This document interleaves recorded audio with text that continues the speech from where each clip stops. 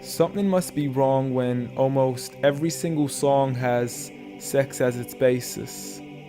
When rap stars get famous after making lyrics that are shameless. When a woman is expected to sleep with a man who doesn't even know what her name is. And when artists are paid to degrade the very women that have made them. To the point they are nothing more than pieces of plastic that we can dispose of once they are no longer attractive. It's sickening and sadistic that this world's become so misogynistic.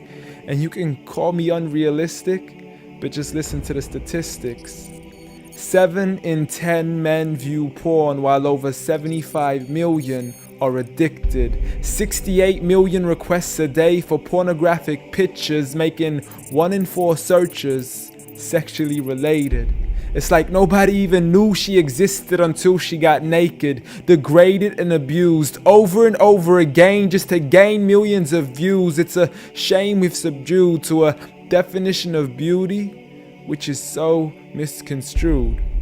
As we judge each other's looks off of Facebook likes, Instagram pictures to filter off what we really look like. See, we are so obsessed with our outside, we have slowly lost sight of who we really are in real life. I mean, it's sad to see so many teens lose their self-esteem.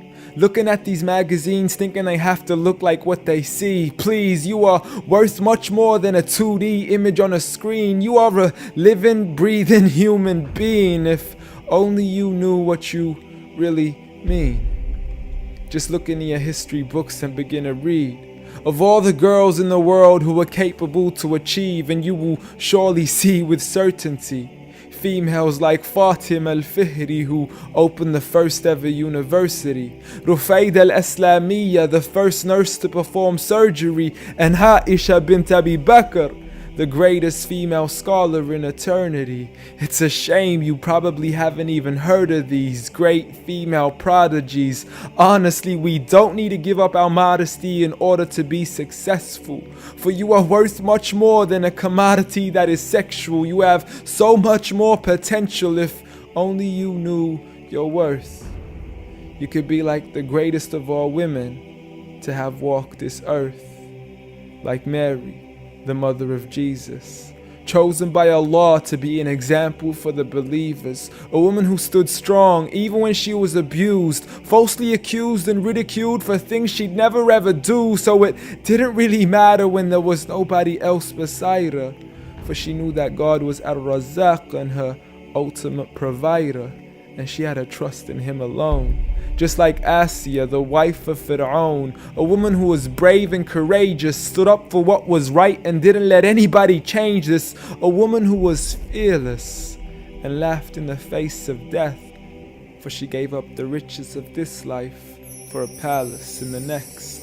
Next up, Khadija, the mother of the believers, a wealthy merchant who had nurtured the Prophet for over 25 years, his first wife, the love of his life, and the mother of his kids. She was the first to believe in him when nobody else ever did. She just is, beyond any words that can make you understand. So much so that even Allah sent her His salam. She was grand and Allah assured her, just like her daughter, Fatima, the master of all women in paradise, a woman who would shine so bright she was nicknamed as Zahra, the splendid one with the most generous of hearts, a woman who gave up so much of her food she had no choice but to fast. She would fight on behalf of her father even as a little girl.